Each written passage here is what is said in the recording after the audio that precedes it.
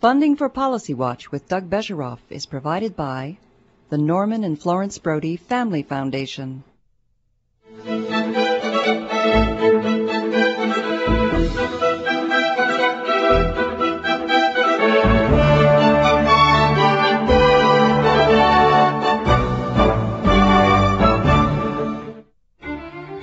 For more than 3 years, the Intifada, the violent Palestinian protest against the Israeli occupation of the West Bank and Gaza, has raged throughout Israel. Renewed hopes for a two-state solution have now been derailed. Is Yasser Arafat the only legitimate Palestinian leader the Israelis can deal with?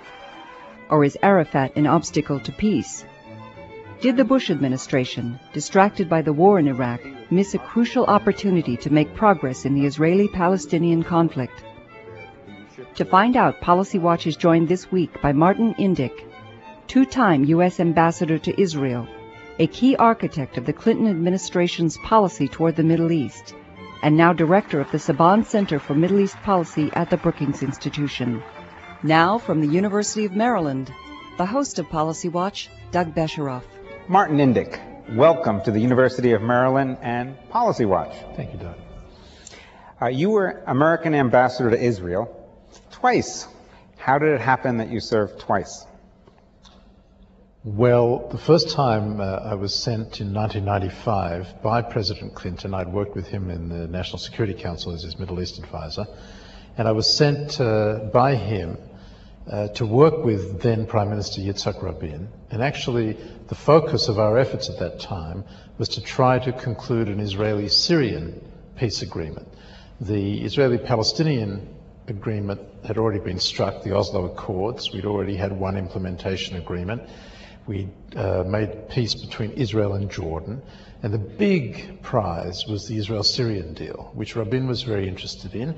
And Rabin had told President Clinton back in March of 1993, when he first came to the White House, that he would be prepared, if Israel's needs were met, to withdraw fully from the Golan Heights. So we knew that the thing that Syrian President Assad said that he wanted most, which was full Israeli withdrawal from the Golan, was in our pocket. That includes that last few feet along. Well, that was yet to be determined, but in effect, yes, full withdrawal. There was exactly where the border would go would have to be negotiated. But Rabin was ready, essentially from the outset of the Clinton administration, for full withdrawal. And we had conveyed that, Secretary Christopher had conveyed that to President Assad in August of 1993. So we thought that this deal could be done, and my job was to go out there as ambassador and work with Rabin on that. Some 7 months later, unfortunately, Rabin was assassinated. And I worked with the Netanyahu government, which was a fairly stormy relationship between Netanyahu and Clinton, and I was kind of in the middle of that. Then came back to be Assistant Secretary in the second Clinton administration. And at towards the end of the second last year, a new Prime Minister was elected, Prime Minister Barak, in Israel, with a mandate from the Israeli people, again, to go forward with the peace process. And this was like a second chance for Israel and for Clinton going into his last year. And when Barak and Clinton got together for their first meeting, I think it was in July of 1999, one of the things that Barak and Clinton discussed was sending me back to work for that. You went, and then Prime Minister Rabin was shot and assassinated. Do you think that had a major effect on the negotiations? Yes, no doubt.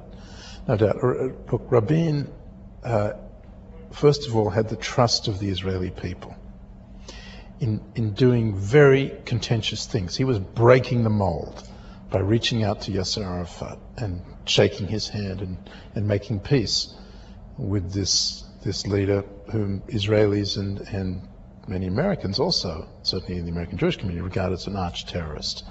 But he did it because he said you make peace with your enemies, not with your friends. And because he had such a record in the army as a general who led the army to victory in the Six-Day War, 1967, he was seen by Israelis as Mr. Security. He had fought the first Palestinian uprising, the Intifada, as the defense minister, and so he had a lot of credibility with Israelis. That was on the one side. On the other side, he had a relationship with Arafat of trust. He was very tough with Arafat. People forget this, that in the first 6 months after Arafat was brought back to Gaza to take control there, the terrorism continued, and Rabin imposed a closure, a very tight closure, which caused immense hardship there, in order to press Arafat to take the actions that he needed to do.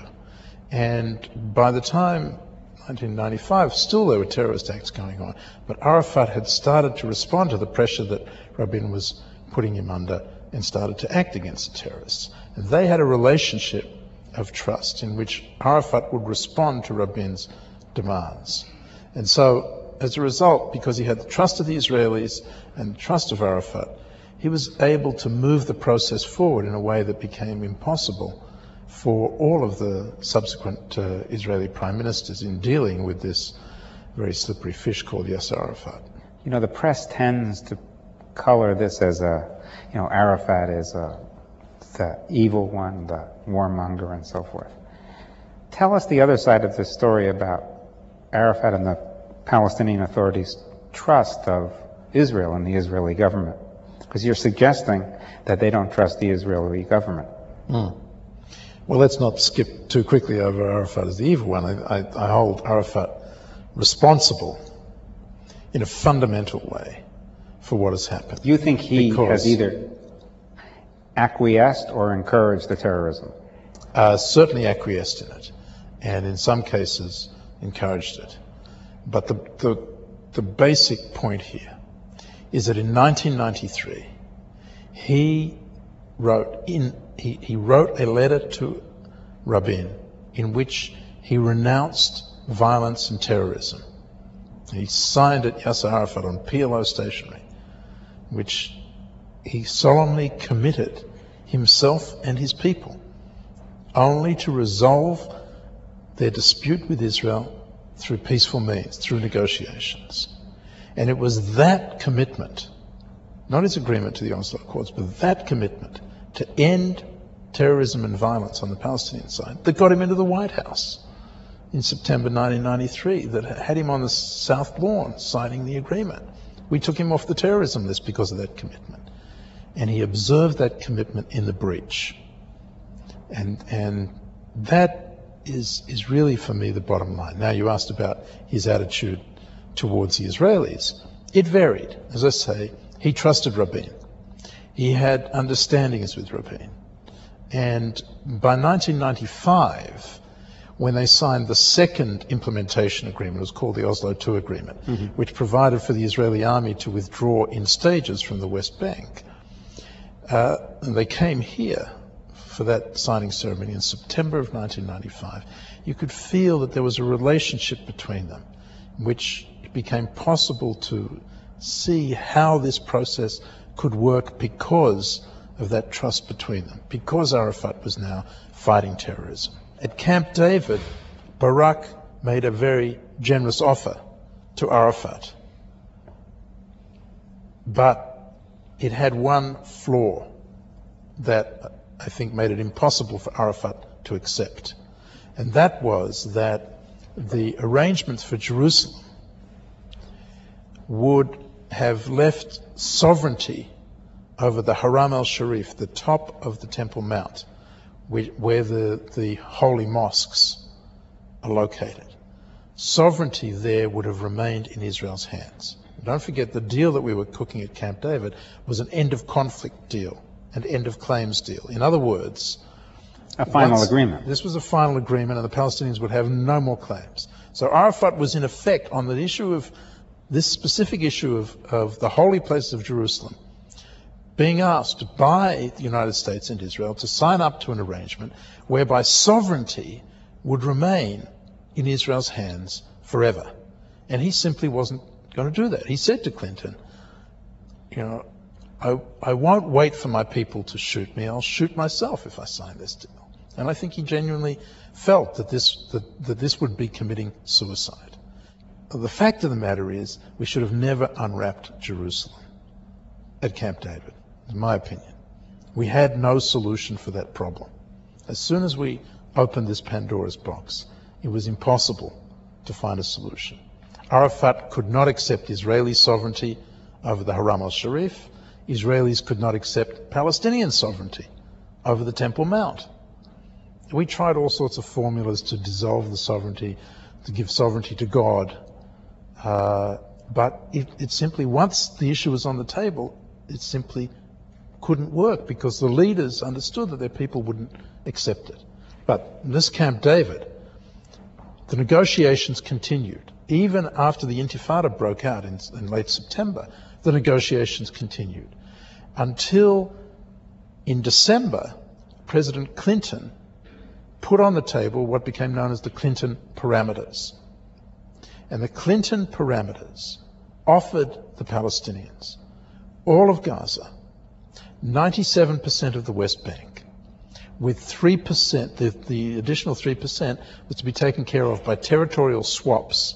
In other words, Israel would give some territory from within its areas to the Palestinians to compensate, and a safe passage from Gaza, connection between Gaza and the West Bank, which would be counted as part of that swap.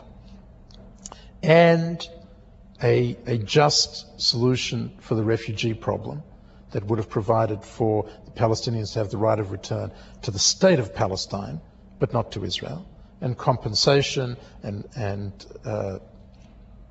repatriation to other countries.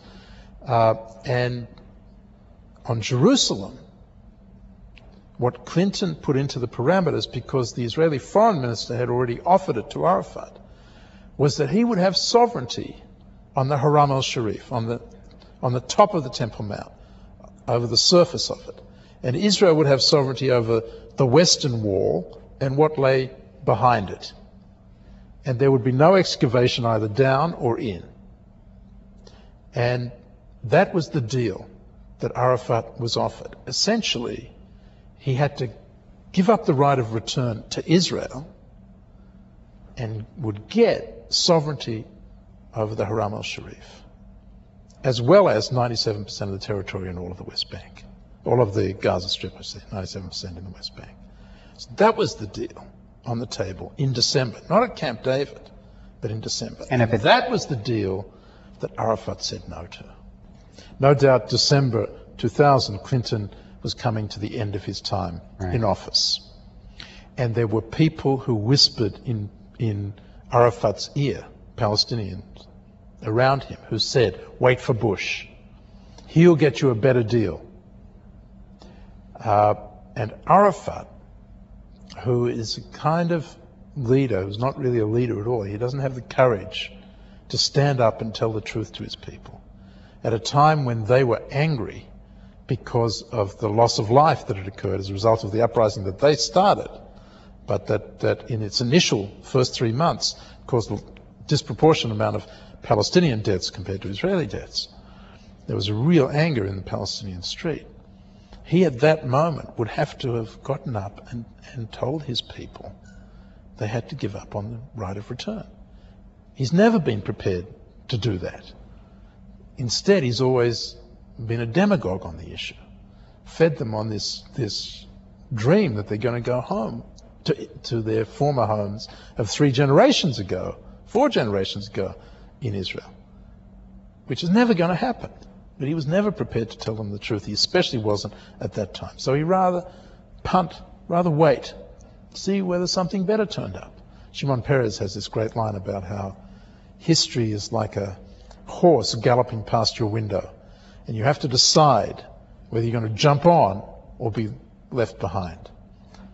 And that's what Arafat had to do at that moment. Now, it's not so simple to jump on a galloping horse. It requires courage, and he didn't have it. He rather let the situation go by and hope for something better to turn up later.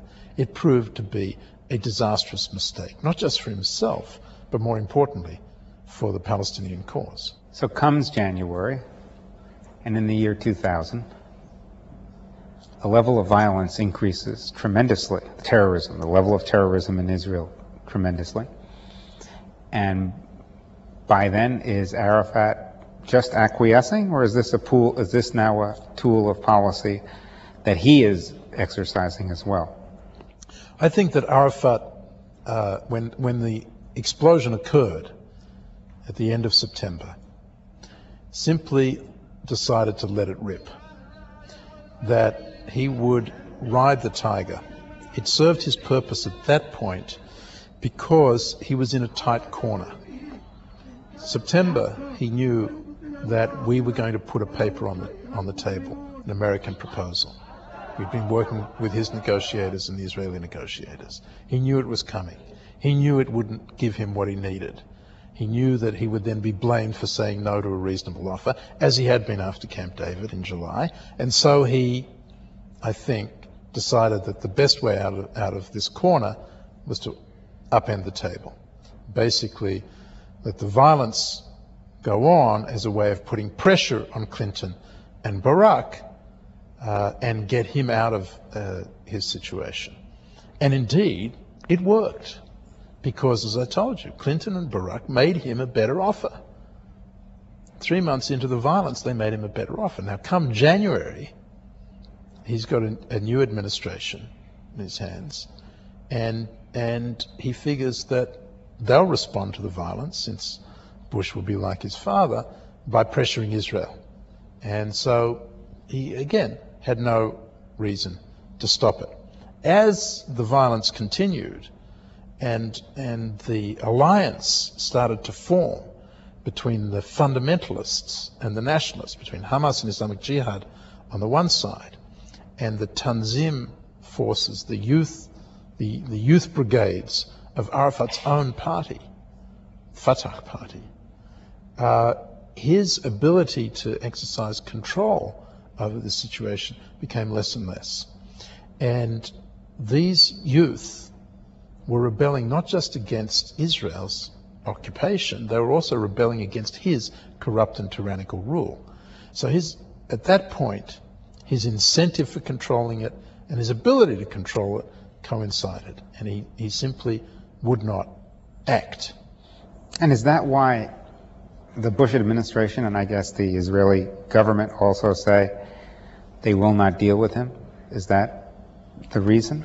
Yes, I think that both the Israelis and the Bush administration know now very well what's going on there on the Palestinian side, and because they know it, they know his involvement, and this of course coincided with September the 11th and the president announcing a war on terror, and the president in effect giving him a chance at that moment to change his ways. And he did not do it. In fact, if you remember, he did something that was truly egregious. He arranged for the smuggling of more bomb material and more sophisticated weapons from the Iranians, one of the chief sponsors of terror.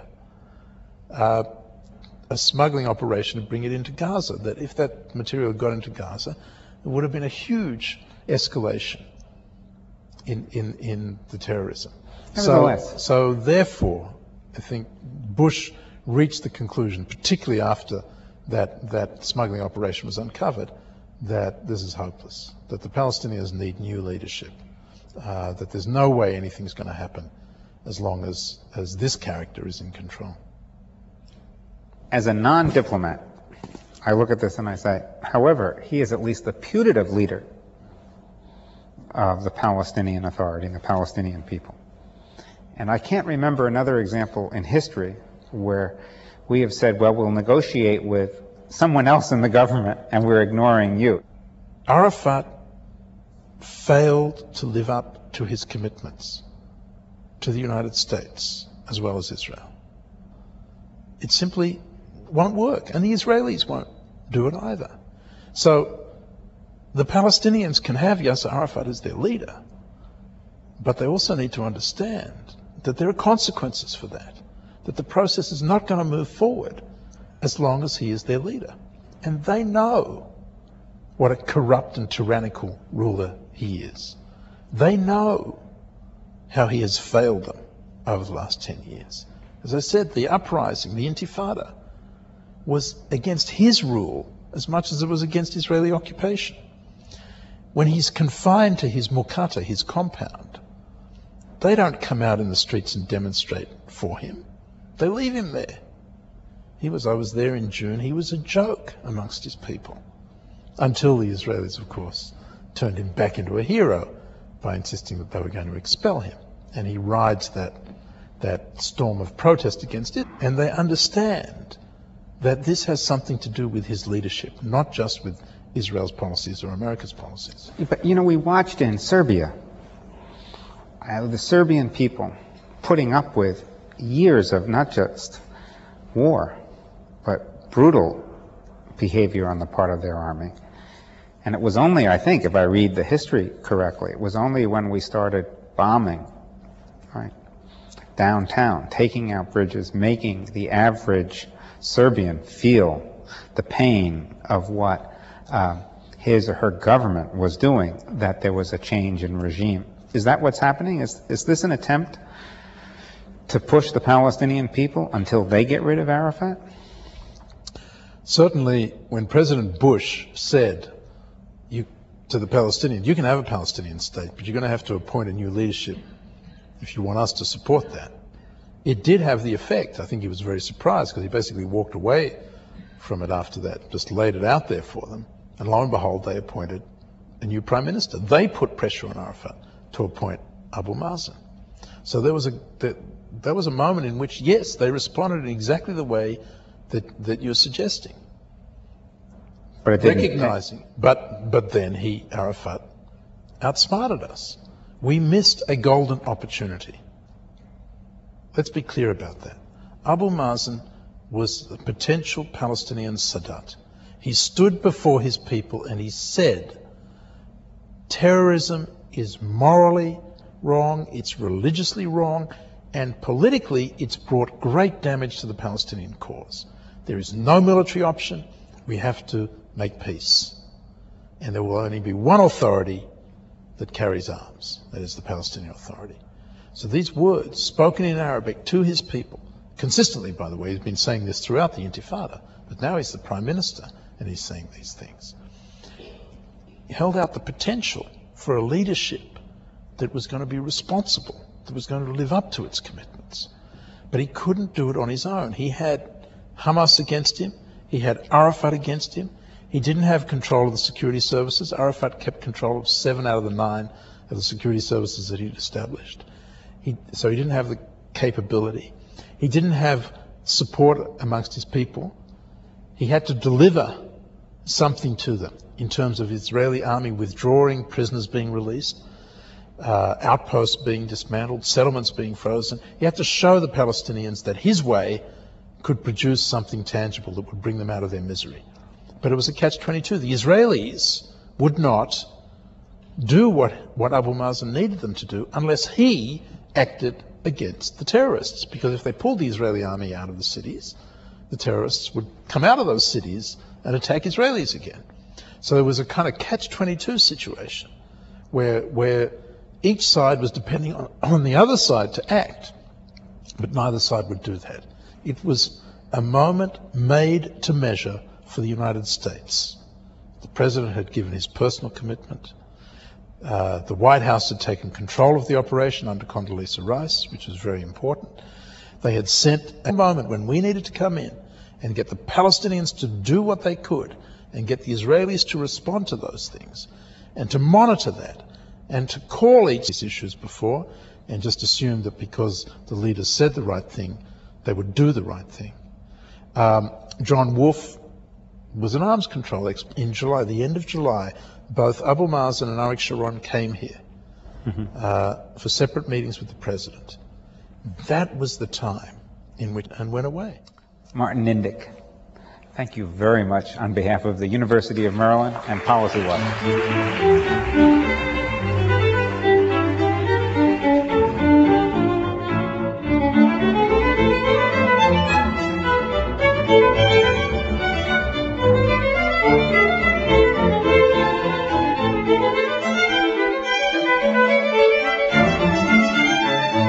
Please join us in an upcoming episode for part 2 of our interview with Martin Indyk. Funding for Policy Watch with Doug Bejeroff is provided by the Norman and Florence Brody Family Foundation. We are PBS.